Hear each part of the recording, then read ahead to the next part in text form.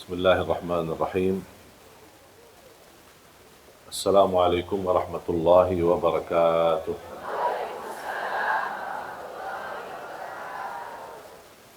Alhamdulillahi rabbil alamin. Ashhadu an la ilaha illallah wahdahu la syarika lah. Wa ashhadu anna Muhammadan abduhu wa rasuluh. Allahumma salli ala Sayyidina Muhammad wa ala ali Sayyidina Muhammad wa sallim taslima.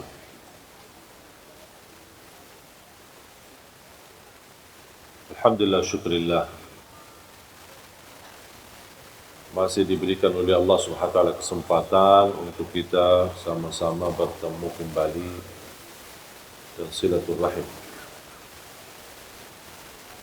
Dan saya mengucapkan ribuan terima kasih kepada seluruh jamaah Majlis Ta'lim Masjid Bani Umar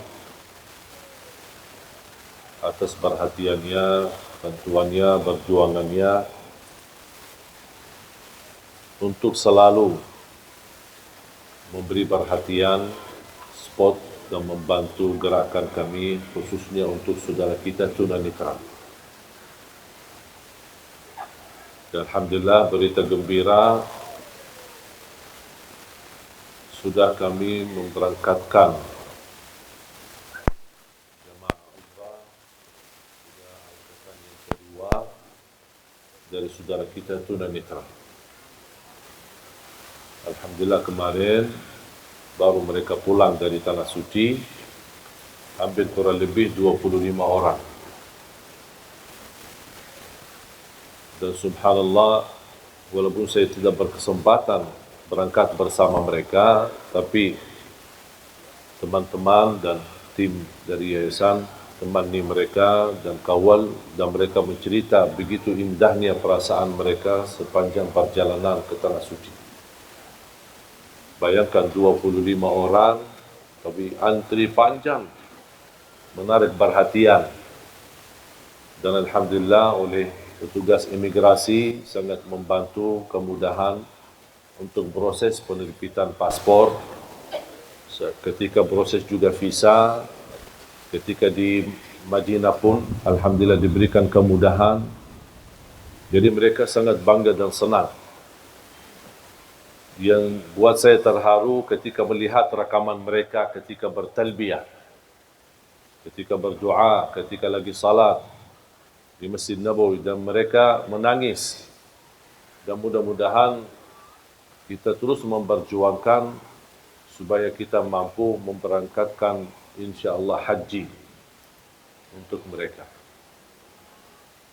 Dan itu semua perjuangan tidak akan terlepas daripada perhatian ibu-ibu. Karena jujur saja, kalau bukan izin Allah Subhanahu wa taala, kemudian bantuan, perhatian, kasih sayangnya dari ibu-ibu, nampaknya program ini belum tentu bisa jalan. Khususnya Majlis Ta'lim Bani Umar, karena satu-satunya Majlis Ta'lim yang mulai dari awal sampai titik ini komitmen dan terus mensupport dan membantu program ini. Awal pertama kali yang merespon program kami Majlis Ta'lim adalah Bani Umar. Kemudian selanjutnya, walaupun ada beberapa Majlis Ta'lim yang lain yang ikut bantu, tetapi yang komitmen tidak pernah terlepas perjuangannya, tidak pernah bosan dan tidak pernah menjauhi dari program ini, itu satu-satunya Majlis Ta'lim Bani Umar. Mudah-mudahan ini merupakan berkah untuk semua jemaah dan mudah-mudahan menjadi amal jariah, sedekah jariah yang tidak terputus pahalanya insya-Allah sampai hari kiamat. Dan semoga insya-Allah diterima di sisi Allah Subhanahu wa taala. Para jemaah sekalian dimuliakan Allah Subhanahu wa taala,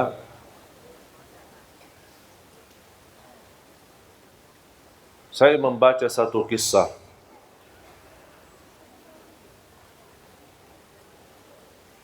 membuat saya berfikir betapa besarnya keagungan dan kemuliaan Allah Subhanahu wa taala, dan selalu Allah beri yang terbaik. Cuma sayang sekali, kita belum bisa tahu kebaikan tersebut kecuali sesudah kejadian ujian, bala, musibah cukup lama. Istilahnya kita mengetahui hikmah, alasan apa yang terjadi, apa yang kita hadapi di kemudian hari atau di waktu yang cukup lama, baru Allah munculkan hikmah dan alasan. Kisah yang saya baca mengambil banyak hikmah dan pelajaran, membuat saya sadar dan semakin belajar dan meyakini apa yang datang dari Allah pasti itu baik, walaupun nampaknya di pandangan mata kita buruk dan itu ujian. Ada beberapa pengusaha berdagang, mereka belanja barang banyak dari salah satu negeri, kemudian mereka naik kapal yang cukup besar dan juga membawa barangnya masing-masing. Di dalam perjalanan untuk kembali ke kampung mereka, terjadilah hujan besar, gelombang, dan dia menghadapi ujian yang amat besar di tengah laut. Mereka mengambil keputusan harus barang-barangnya ada yang harus dibuang untuk mengurangi beban yang terjadi di atas kapal tersebut. Salah satu pedagang memiliki barang yang terbanyak. Ternyata jatuhnya dia akan dihabiskan separuh barangnya, akan terbuang. Dibanding yang lain cuma seberapa saja. Beliau tidak terima, marah, ngamuk. Saya bisa rugi banyak, separuh barang saya masa dibuang begitu sia-sia. Mereka menjelaskan daripada kita tenggelam semua, menghadapi musibah semua, mendingan barang-barang kita aja biar kita selamat. Beliau tidak terima, tidak mau.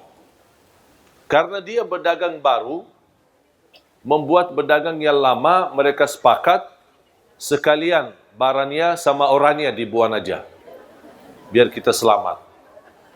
Karena mereka merasa orang itu berdagang baru, tidak punya istilahnya kekuatan, tidak punya power, tidak punya lingkungan yang bisa melindunginya. Dan terbuang. Dan subhanallah mereka jalan dan beliau bersama barangnya sudah terbuang di dalam laut.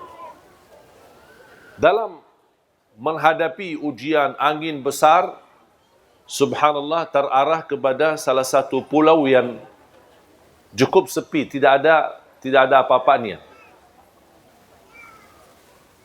Dia masuk di sana, cari makan tidak ada, cari apa tidak ada, barangnya hilang. Dia syukur alhamdulillah selamat. Dapat sedikit sumur air yang bersih, dia bisa minum. Sedikit hanya yang bisa dia dapat hanya minum air. Di situ dia menemukan sebuah rumah kecil dari kayu.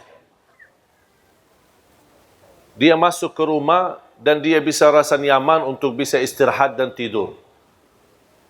Berjalan waktu beberapa hari, tidak ada yang datang menolong dia. Tiba-tiba datangnya angin yang cukup kencang dan besar, mengakibatkan terjadi kebakaran di pulau tersebut. Dihabiskan semua pohon-pohon yang ada sekaligus rumah kayunya itu.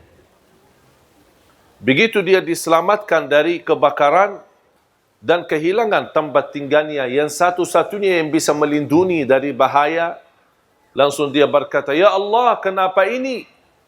Sampai rumah yang aku tempati untuk mencari nyaman dan melindungi diri, kebakaran habis."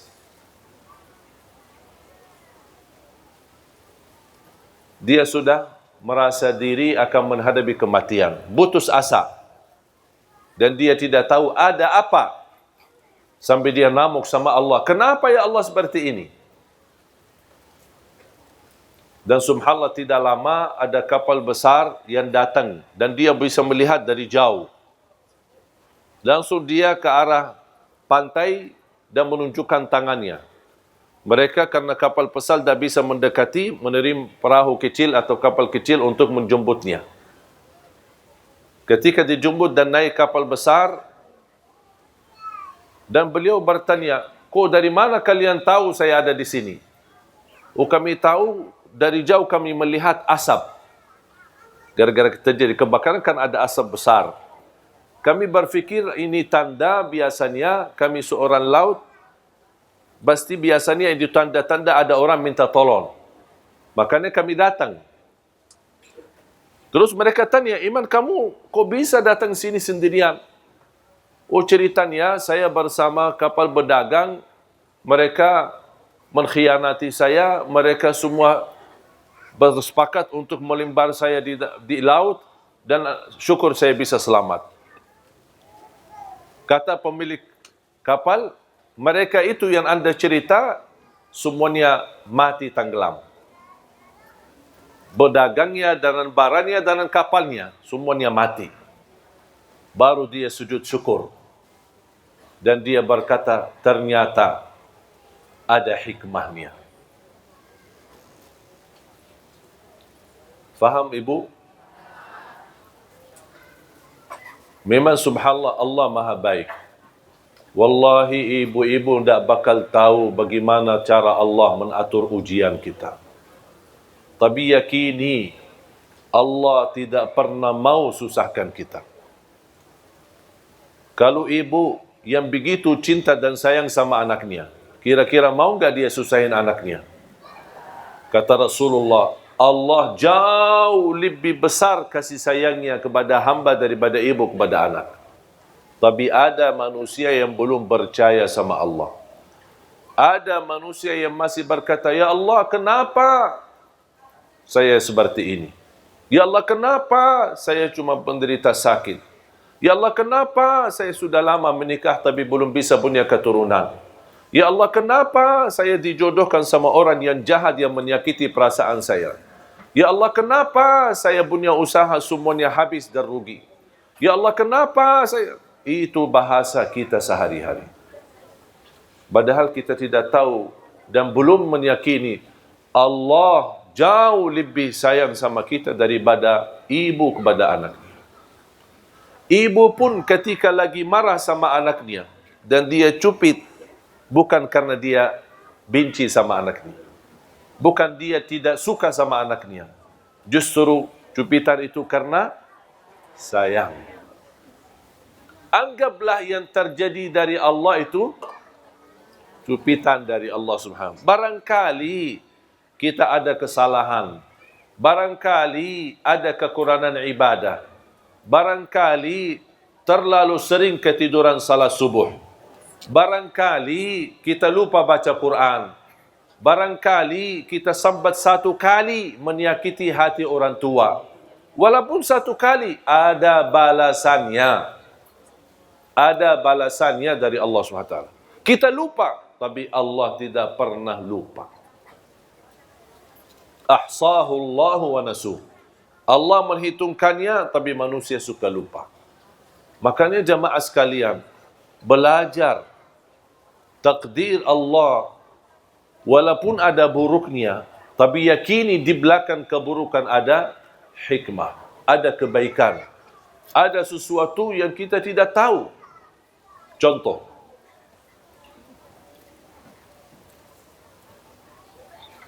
tadi ada satu ibu bercerita, suaminya meninggal.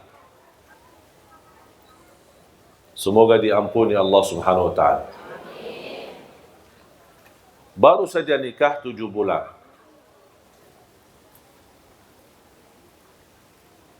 Cerita yang disampaikan oleh ibu, saya menanggapi bagaimana beliau cinta sama suaminya. Sudah almarhum. Beliau berkata, seandai kata saya menikah, tapi masih merasa terbeban karena dia sayang sama suaminya. Dan dia berkeinginan bertemu suaminya di surga. Terus kalau saya dijodohkan lagi, nikah, usianya masih muda, saya khawatir gimana nanti sama suami yang pertama atau suami yang kedua. Ya udahlah, daripada bingung, mendingan dah usah nikah katanya. Biar dijamin dapat dan bertemu suaminya di surga. Saya menjawab,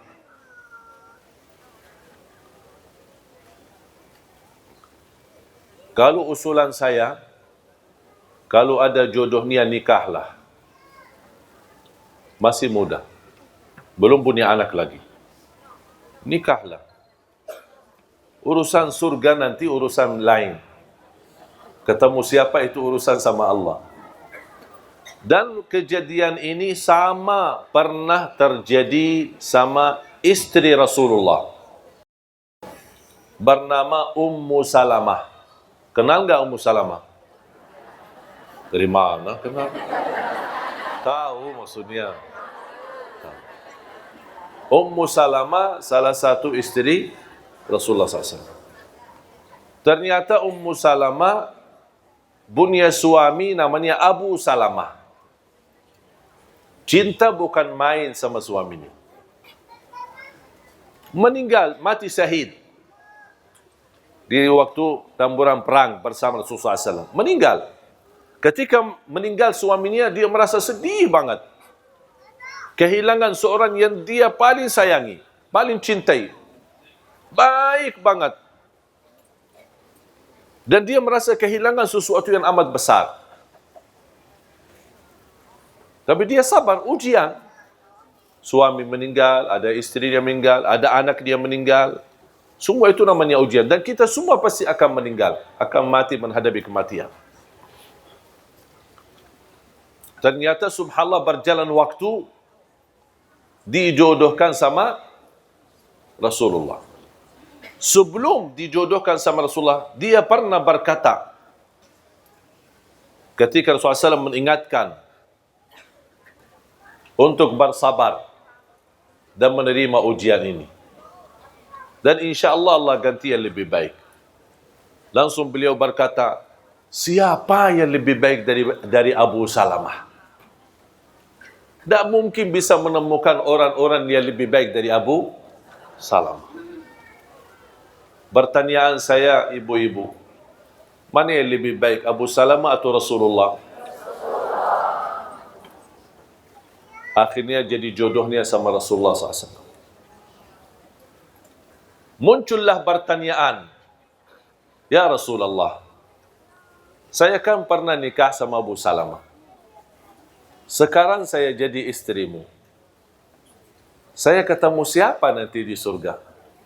Sama pertanyaan ibu itu tadi. Saya jawab sebagaimana dijawab oleh Rasulullah SAW. Kamu bersama orang yang terbaik akhlaknya. Yang terbaik. Kalau kira-kira Abu Salamah lebih baik akhlaknya, berarti nanti sama Abu Salamah. Tapi yang kita tahu dan kita belajar, yang paling mulia akhlaknya siapa? Berarti dia sama. Dan disitulah kunci kebahagiaan dalam rumah tangga. Kemuliaan akhlak. Jamaah sekalian, tidak ada rumah tangga yang tidak bermasalah. Tetapi kunci mengatasi segala persoalan dan permasalahan adalah kemuliaan akhlak. Bahkan Rasulullah SAW bersabda, menunjukkan kunci kemuliaan seorang laki-laki, terutama laki-laki. Sebagaimana kemuliaan seorang atau kemuliaan seorang laki-laki yang paling mulia akhlaknya sama istrinya. Makanya ulama berkata, kalau ingin mengetahui akhlak seorang, Jangan tanya jauh-jauh. Tanya istrinya. Kalau istrinya biar mentul, berarti mantap. Alhamdulillah. Kalau istrinya berkata, stres, pusing, oh berarti masalah.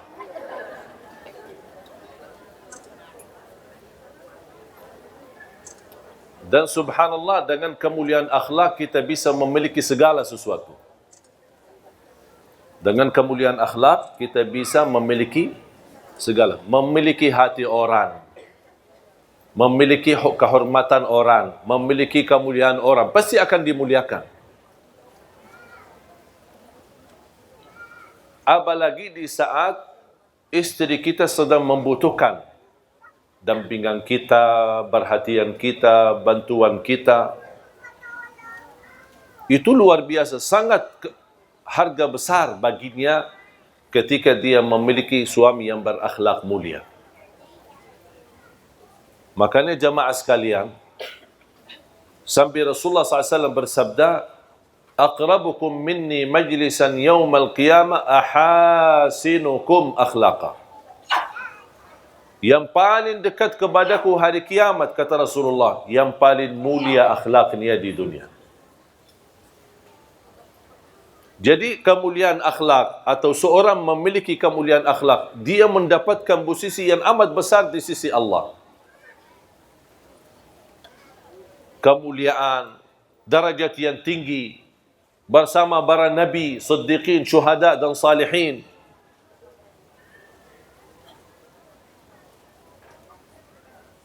Dan salah satu akhlak yang perlu kita jaga, terutama di dalam rumah tangga.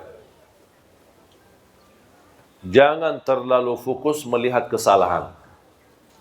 Abaikan aja. Jangan terlalu memperhatikan kesalahan. Abaikan aja. Lupakan, lewatin saja.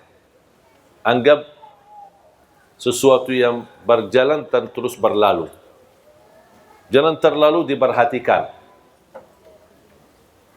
Kalau setiap kesalahan ada teguran, setiap kesalahan dibahas, setiap kesalahan dibicarakan, setiap kesalahan namuk, tidak akan selesai. Karena kita manusia tidak terlepas dari kesalahan. Bisa kita perbaiki kesalahan tapi dengan cara yang baik. Kalau anda melihat sesuatu yang tidak suka, jangan anda bilang saya tidak suka ini, tapi saya suka seperti ini. Saya suka seperti ini. Saya tidak suka kalau kamu tidak perhatian saya. Tapi sebaliknya, aku suka kalau diberikan perhatian. Faham? Jadi jangan ada muncul rasa atau bahasa seolah-olah yang di depan kita selalu disalahkan. Kalau misal dia masak, istri masak, kita tidak suka cara masakannya. Jangan, aku tidak suka cara masakan ini. Tapi bahas, aku lebih suka seperti ini. Aku lebih suka nasinya seperti ini. Aku lebih suka minumannya seperti ini. Misal, kalau anda tidak suka minum dingin, dibawain minum dingin. Ketika anda minum, tidak enak, tidak nyaman. Tak mau, aku tidak suka. Jangan. Aku lebih suka yang hangat. Boleh enggak diganti? Pasti akan jawabannya halus. Aku tidak suka. Ganti. Tak mau ganti. Kamu dah mau, ya udah biarin aja. Karena bahasanya sudah tidak enak. Pasti jawabannya tidak enak. Ada satu kejadian ketika Rasulullah SAW pulang ke rumah. Ini kan sebuah kisah. Ada yang sebutkan kisah ini benar, ada yang bilang tidak benar. Tapi intinya kisah, tidak ada mempengaruhi masalah ibadah. Rasul pulang ke rumahnya musim panas, keringat, capek, mau beristirahat, datang istrinya Siti Aisyah membawai minum.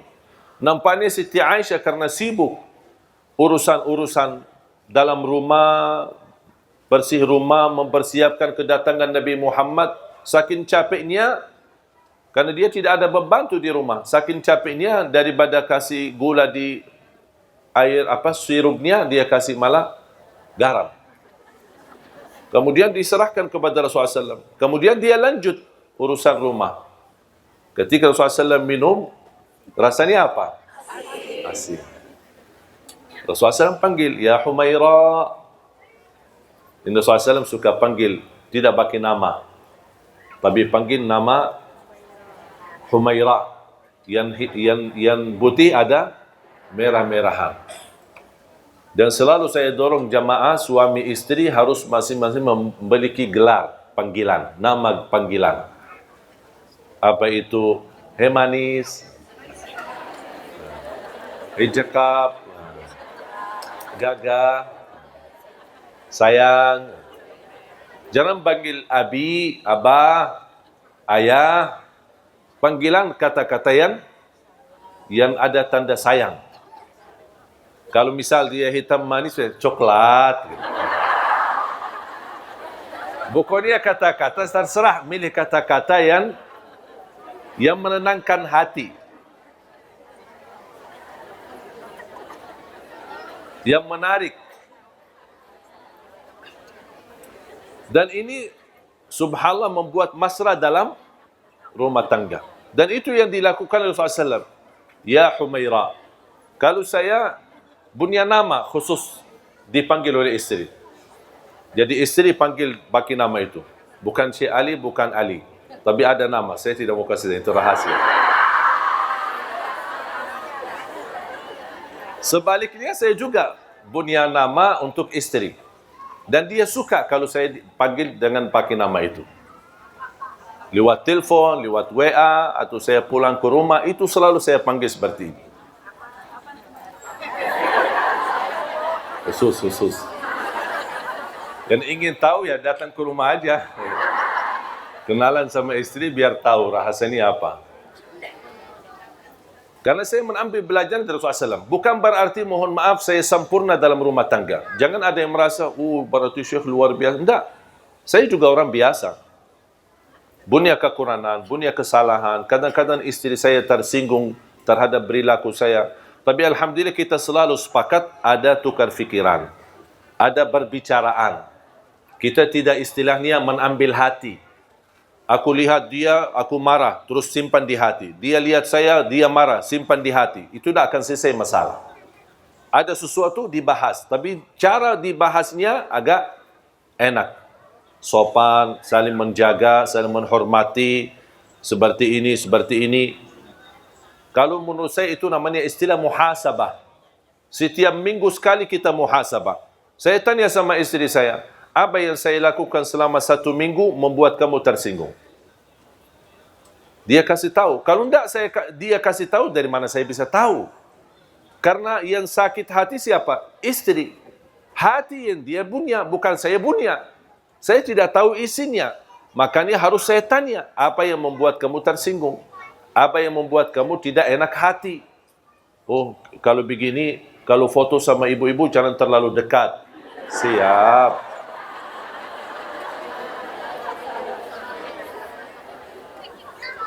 Udah, saya akhirnya turuti apa yang dia mau.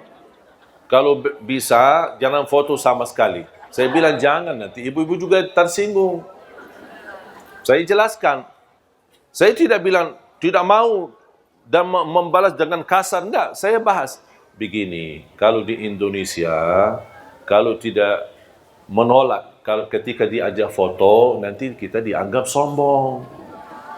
Tidak ada kasih sayang, tidak ada perhatian. Saya jelaskan, itu kebiasaan di Indonesia. Kalau di Arab memang beda.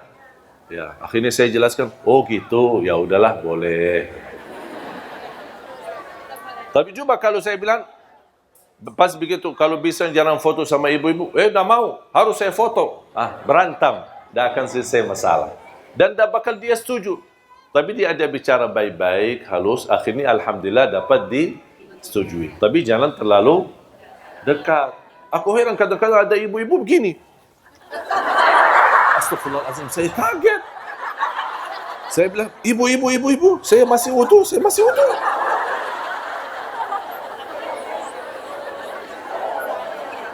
Saya jujur saja bicara seperti ini, padahal saya belum wudu.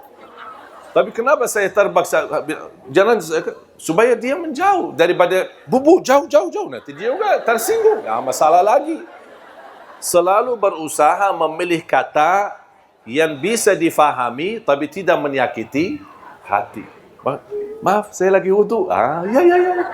Dah, langsung dia awas sendiri.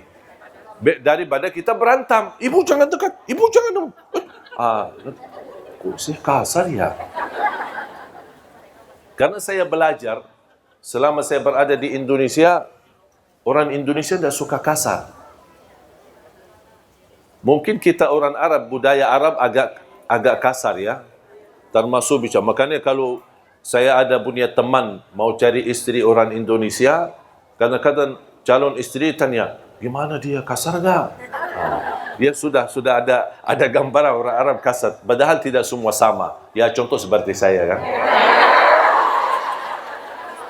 Jadi ketika saya mau jodohkan, malah ada yang menolak. Oh jangan sama orang Arab, takut. Saya ternyata belajar, kalau di Arab memang nada suara pun kita agak tinggi. Pernah ada teman saya orang Indonesia datang, saya sedang ngobrol sama adik saya. Dia menunggu di luar. Ketika dia mendengar, dia datang, ada apa Pak? Saya bilang, tidak ada, kita lagi ngobrol. Cuma lagi suara agak tinggi, dia fikir kita lagi berantem, padahal tidak. Makanya saya mengambil kesimpulan ketika saya pernah diwawancarai. Apa yang Syekh dapat di Indonesia, sesuatu yang bisa berkesan dan selalu dijaga. Saya bilang saya belajar orang Indonesia suka yang lembut dan sopan, tidak suka yang kasar. Makanya kalau kita di Arab dulu, saya suka mengucapkan Assalamualaikum. Jadi orang, Waalaikumsalam. Begitu saya datang ke Indonesia, saya berubah lagi. Assalamualaikum. Itu orang Indonesia. Begitu, makanya saya ikut salam sama orang Indonesia. Ketika ketemu orang Indonesia, kalau ketemu orang Arab, salam. Ini kan saudara saya. Assalamualaikum. Dia sudah faham. Itu bukan marah. Tapi kalau sama orang Indonesia bisa salah faham. Salam aja kok gitu sih. Makanya saya rubah. Assalamualaikum. Apalagi pakai senyum. Walaupun kita lagi stres, ya tidak apa-apa senyum. Karena orang suka melihat kita senyum. Makanya Rasulullah SAW ketika minum dan minumannya asin, apa yang tidak Rasulullah SAW?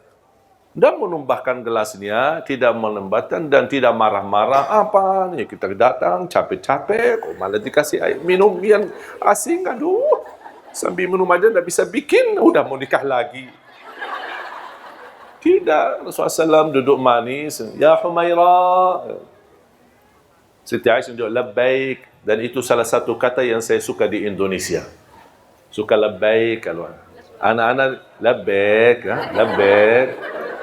Itu sebenarnya kata-kata dari dulu ada di Arab. Diambil dari kata labbaik Allahumma labbaik. Kenapa? Menunjukkan saya akan segera jawab. Saya akan segera sami'na wa ata'na. Dari pada dipanggil, ya, labbaik. Artinya, tapi jangan labbaik dah datang. Lama suaminya panggil, sayang, labbaik.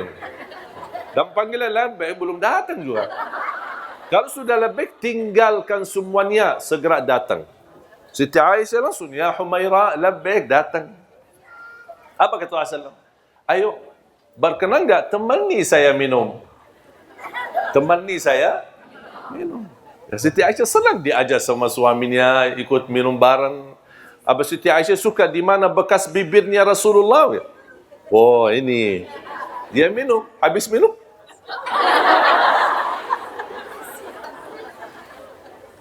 Rasul tidak bicara apa-apa, diam. Akhirnya dia sendiri minta maaf. Kira-kira kalau seperti ini, terulang lagi enggak? Kayaknya tidak. Karena sudah langsung mendapatkan teguran, tapi dengan cara yang halus. Coba kira-kira kalau pas kita pulang, minta, ayo bawain kopi. Pas kita dikasih kopi, malah isinya garam. Apaan ini kok? Masa sudah kita nikah 20 tahun, kopi tidak bisa bikin sih? Marah-marah. Kira-kira nanti kalau mau bikin kopi lagi, kasih garam enggak? Barangkali kasih racun sekalian biar habis. Kok masa gara-gara kopi marah-marah sih?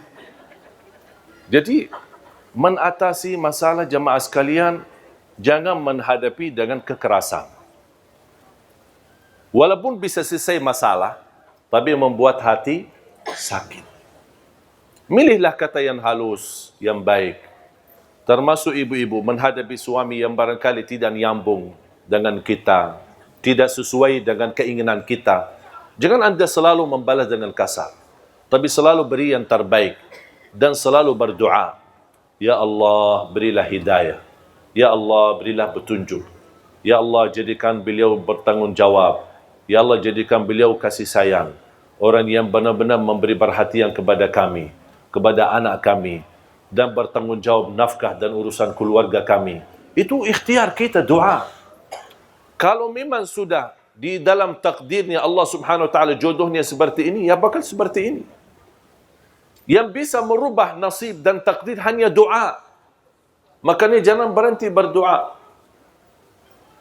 Habis anda berikhtiar, dan ada yang merasa sudah tidak kuat, tidak bisa tahan. Itu pilihan atau solusi dalam agama, boleh minta cerai. Itu solusi, bukan sesuatu yang tidak boleh.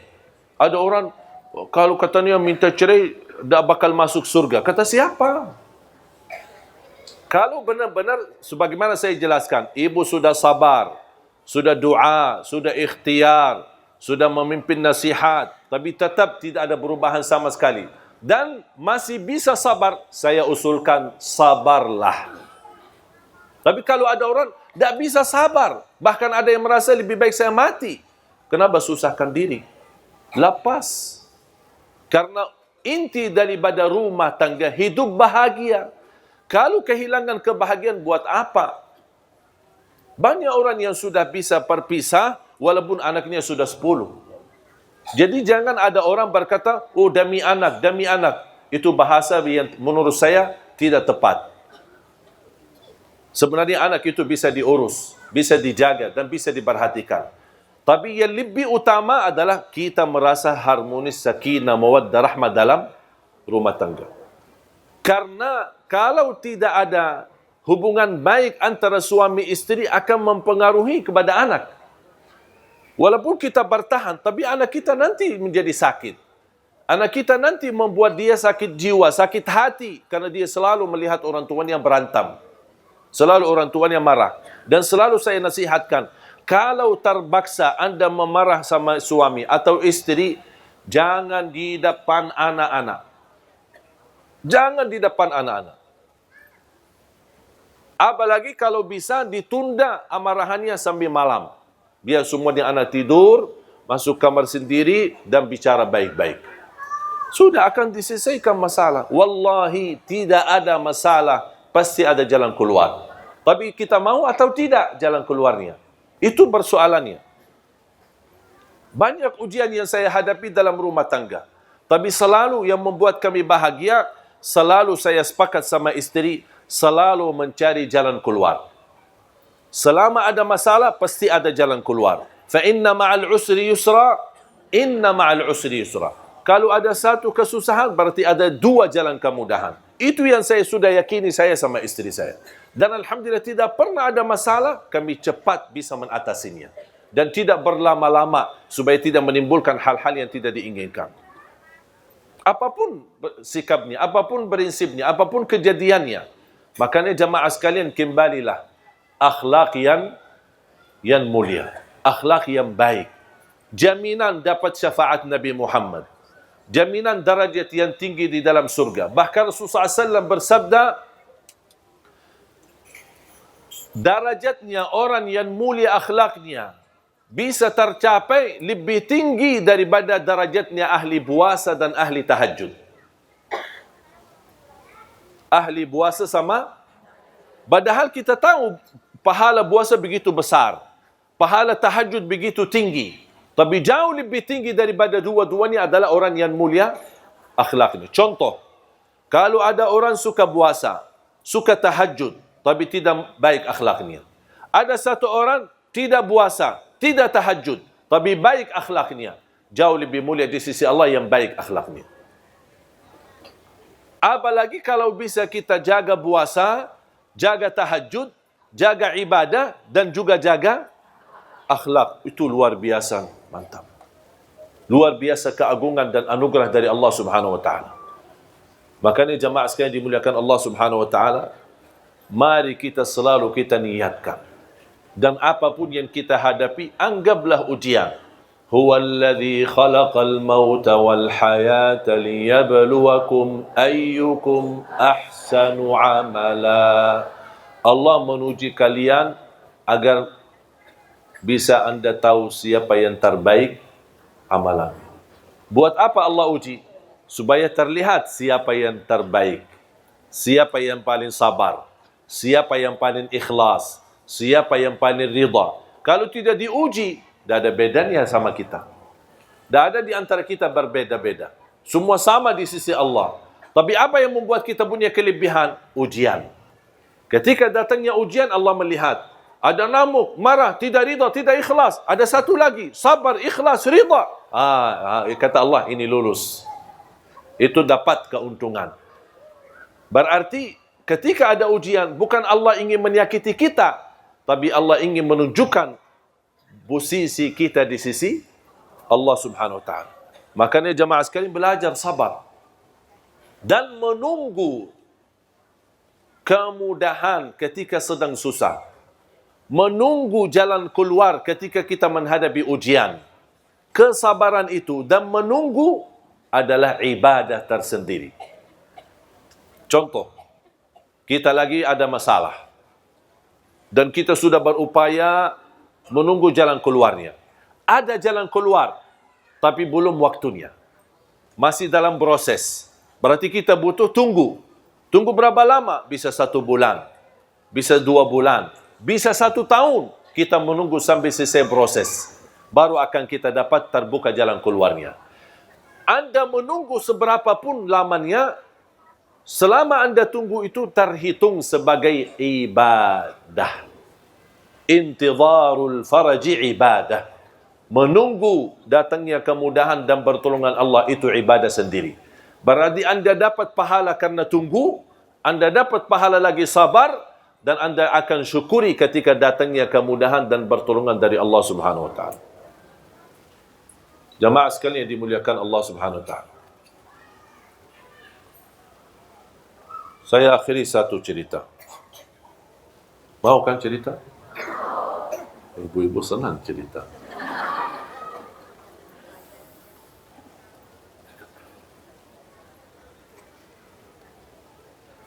Saya menemukan satu keluarga.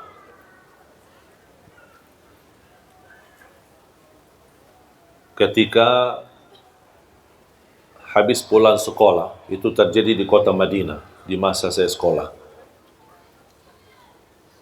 Saya menemukan seorang tunanetra sedang berdiri di pinggir pintu sekolah, gerbang sekolah.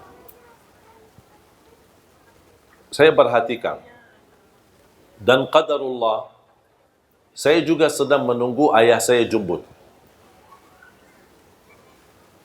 untuk pulang sekolah. Ternyata Allah takdirkan ayah saya pun telat. Dan tunanetra pun di samping saya juga sendirian. Menarik perhatian saya, membuat saya mendekat dan ajak bicara. Kamu tunggu siapa? Saya tunggu ayahku, kata. Ayahnya kepala sekolah di salah satu sekolah, tapi yang posisinya cukup jauh. Nampaknya ada mendadak rapat atau apa urusan, tidak bisa datang. Di waktu itu belum ada handphone, belum ada HP untuk bisa ditelepon. Menanya di mana, lagi di mana. Sama-sama kita tunggu. Cukup lama, hampir 1,5 jam. Siang hari, panas. Saya berkata sama beliau, rumah kamu dekat enggak? Ya dekat. Mau enggak saya antar? Ya boleh. Seberang rumahnya. Jadi sekolah ini tinggal kita seberangi jalan, ada jalan raya, kemudian kita bisa ke rumahnya. Kata beliau, rumah saya dekat, tinggal hanya seberang jalan di belakang gedung yang di depan kita, pasti pinggir jalan raya ni. Saya langsung berkata, tapi nanti kamu tunjukkan ya, tunjukkan jalan ya. Beliau ketawa, masa saya buta yang tunjukin jalan? Pas begitu saya dampingi, subhanallah ibu-ibu, wallahi orang tunanetra itu jauh lebih faham jalanannya daripada saya yang bisa lihat. Kanan, kiri, awas ada lubang, ada ini, masuk gang, sampai ke gedung rumahnya. Ada beberapa lantai seperti apartemen. Begitu kita masuk, awas ada tangga 3, kita jalan. Ada lagi tangga 1 kecil, kita naik. Ada lift, buka pintu. Bencet nomor sekian. Pas kita naik, pas begitu keluar ke arah kanan. Sampai di mana belnya rumah itu dia tahu posisi di sini. Nah, begitu ibunya buka dan dia masuk di belakang pintu karena diharapkan pakai cadar. Dia tidak tunjukkan diri, tapi dia berbicara sama saya di belakang, dari belakang pintu. Terima kasih Allah, kami tadi kekhawatiran, anak kami telat, suami juga sibuk, tidak bisa ditelepon, karena dia mau telepon ke sekolahannya. Alhamdulillah bersyukur Anda bisa bawa anak kami di sini. Dan maksa-maksa untuk saya diajak masuk. Temani karena suaminya sedang dalam perjalanan mau pulang. Maksudnya diajak makan siang. Kalau orang Arab makan siang sampai sore. Kalau makan malam jam 12 malam. Makan subuhnya jam 10 pagi. Dan ini semua alhamdulillah berubah ketika saya sudah di Indonesia. Makan subuh habis subuh, makan siang habis zuhur, makan malam habis isya. Dan kalau sudah malam sekali, sudah tidak makan dan tidak minum sampai insya Allah istirahat. Jadi ketika saya diajak masuk dan temani ada satu ruangan buat tamu, ada satu kejadian membuat saya sangat terkejut. Beliau yang tadi saya antarin, dia mengajak adiknya. Ada 3 saudara. Yang sama saya itu usianya kurang lebih 19-20. Ada yang satu lagi adiknya 16. Ada yang satu lagi adiknya kurang lebih 10 tahun. Ada yang satu lagi 6 tahun. 3. Ketika beliau ajak, ini kenalan saudara saya, adik-adik saya. Pas begitu salaman, ternyata jemaah sekalian, semuanya tunanetra. Semuanya buta.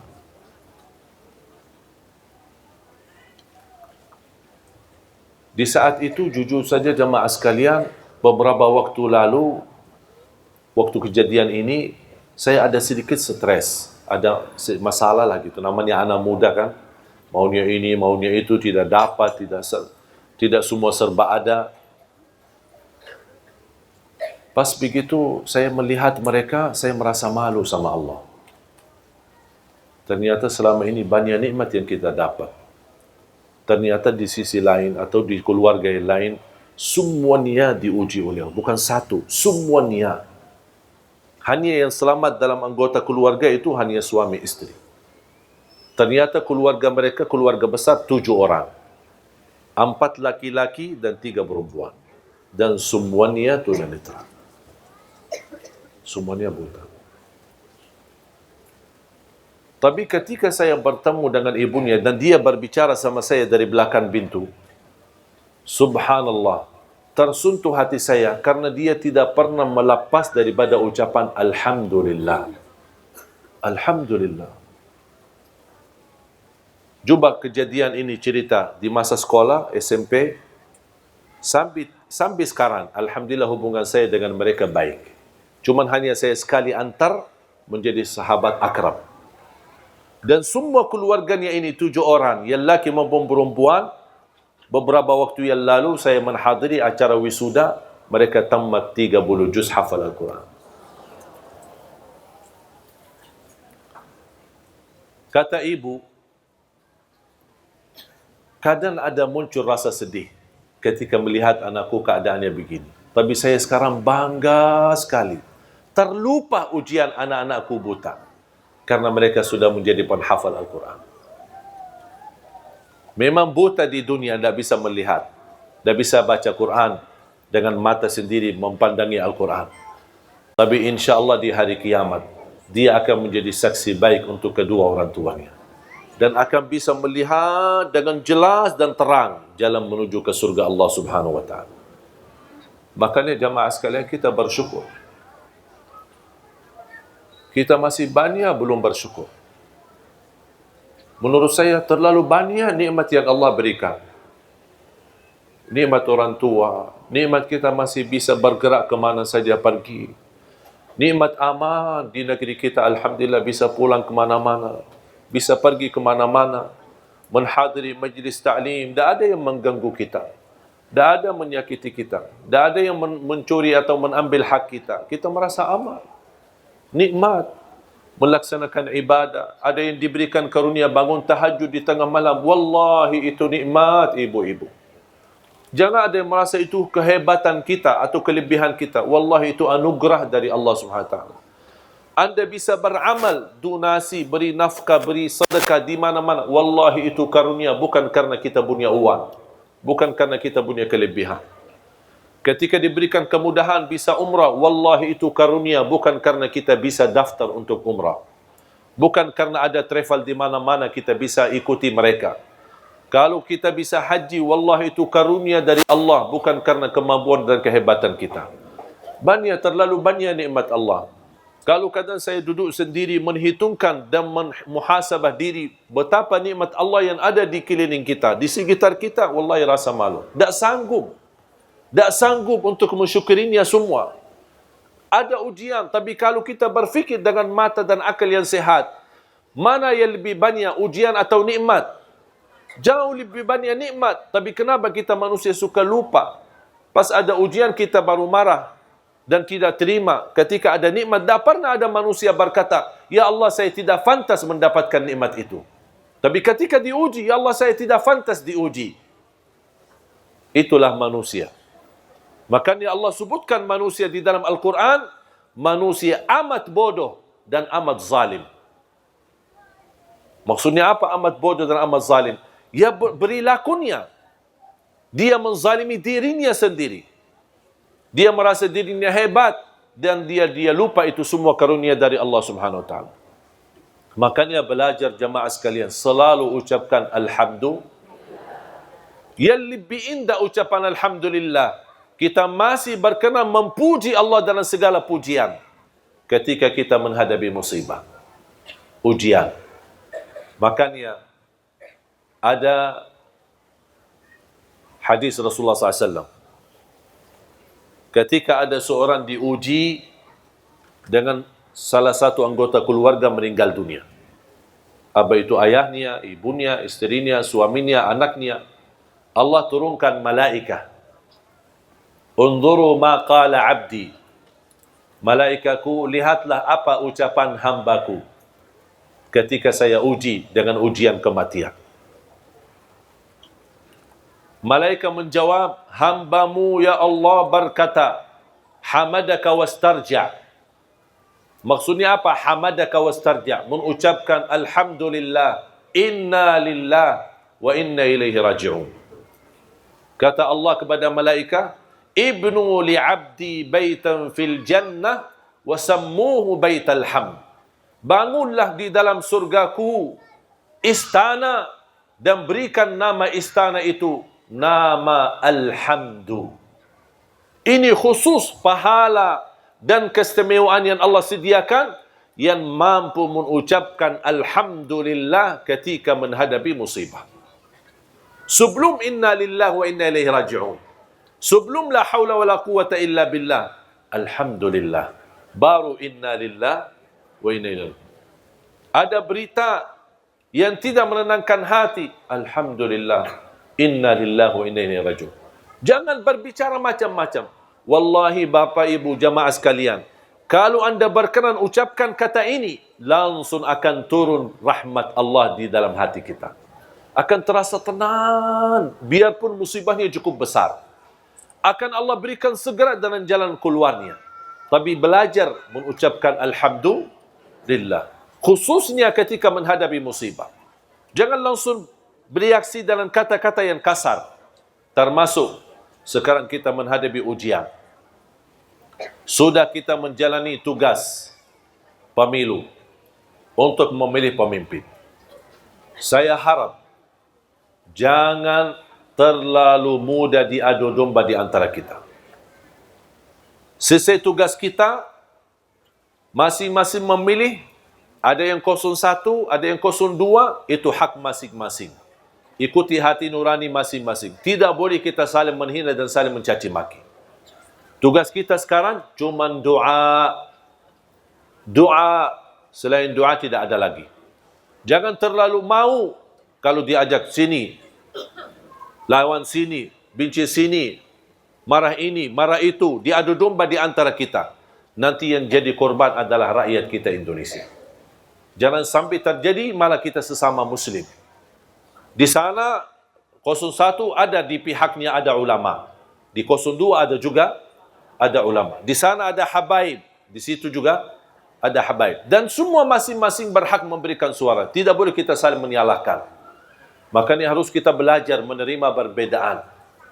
Ini ada banyak upaya sekarang untuk menadu domba di antara kita. Hati-hati. Wallahi saya khawatir jamaah sekalian.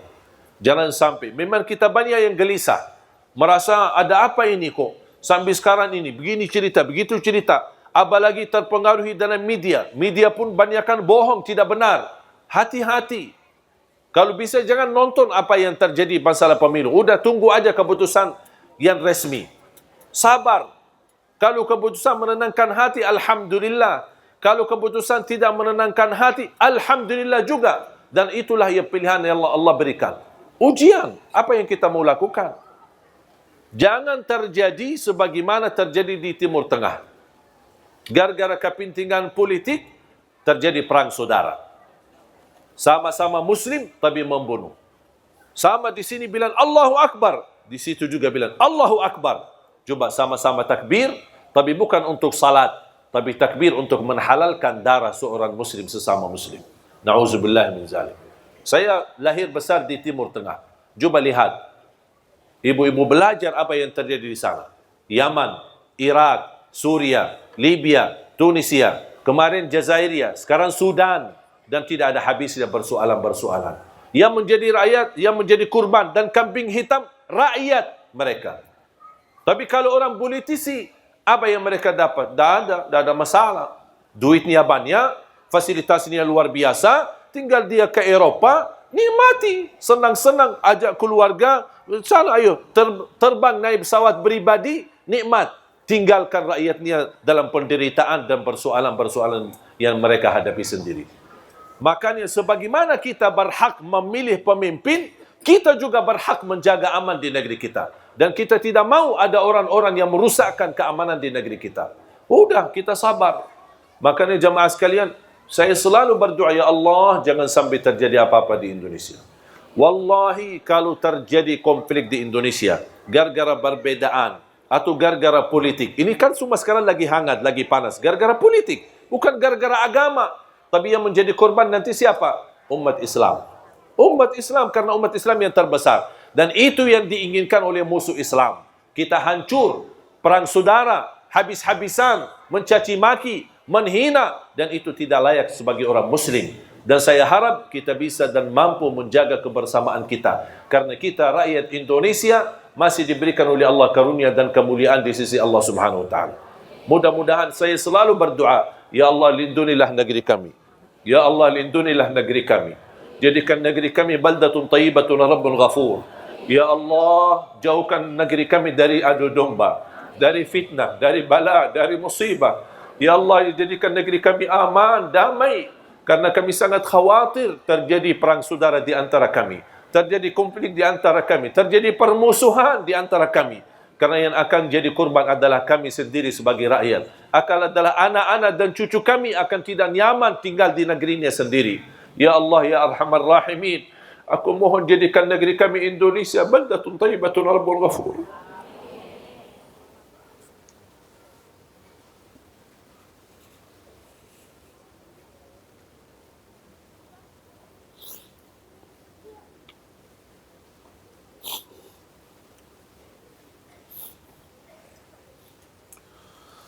Berilah kepada kami ya Allah pemimpin yang takwa, pemimpin yang adil, pemimpin yang amanah, pemimpin yang jujur, yang ikhlas untuk agamamu, ikhlas melayani rakyat. Ya Dzal Jalal wal Ikram. Lindungilah keluarga kami, anak dan cucu kami, agar kami bisa nyaman, aman, tentram di negeri kami sendiri ya Rabbal Alamin. Ya Allah, ya Arhamar Rahimin, berilah kepada kami keturunan yang bahagia, anak saleh salihah, penghafal Al-Quran yang mampu menjaga nama baik keluarga kami. Ya Allah, tenangkan hati kami semua rakyat Indonesia ya Allah. Tenangkan hati kami, damaikan di antara kami ya Allah. Satukan dan rapatkan saf kami, rapatkan saf ulama kami ya Allah. Rapatkan hati ulama kami ya Allah. Satukan kalimat ulama kami ya Allah, ya Dzal Jalal wal Ikram. اغفر لنا ولوالدينا ولجميع المسلمين والمسلمات والمؤمنين والمؤمنات الأحياء منهم والأموات. ربنا آتنا في الدنيا حسنة وفي الآخرة حسنة وقنا عذاب النار. Ya Allah, tidak lama lagi kami menyambut bulan suci Ramadan. Kami ingin ya Allah menyambut Ramadan itu dengan baik, menyambut Ramadan ini dengan di negeri yang aman, menyambut Ramadan dengan nyaman, agar kami bisa fokus ibadah dan tidak terpengaruhi dengan hal-hal yang lain ya Allah. Ya Allah, serahkan kami kepada bulan Ramadan dan serahkan Ramadan kepada kami. Ya Allah, panjangkan umur kami, sihatkan badan kami agar kami mampu menjadi orang yang mencintai Ramadan, menjadi ahli Ramadan, menjadi ahli ibadah dan ahlul Quran di bulan suci Ramadan. Ya Allah, kuatkanlah kami ya Allah, dan kami selalu berdoa dan memohon kepadamu. Ya Allah, mohon diijabah. Ya Allah, mohon dikabulkan.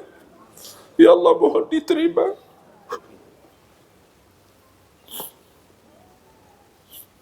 ربنا تقبل منا إنك أنت السميع العليم وتب علينا إنك أنت التواب الرحيم. وصلى الله على سيدنا ونبينا محمد وعلى آله وصحبه وبارك وسلم والحمد لله رب العالمين. سبحانك اللهم وبحمدك أشهد أن لا إله إلا أنت أستغفرك وأتوب إليك. السلام عليكم ورحمة الله وبركاته.